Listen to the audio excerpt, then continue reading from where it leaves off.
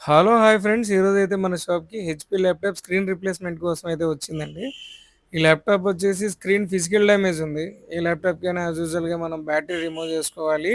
And ఈ ల్యాప్‌టాప్‌కి ఇంకో additional ఏందంటే మదర్ బోర్డ్ ప్యానెల్ కూడా మొత్తం రిమూవ్ చేయాలనమాట. ఎందుకు అంటారేమో దీని స్క్రీన్‌కి ఒక బార్ లాంటిది కిందొచ్చుంటది కదా! అది తీస్తేనే స్క్రీన్ ఫ్రేమ్ బయటకొస్తది.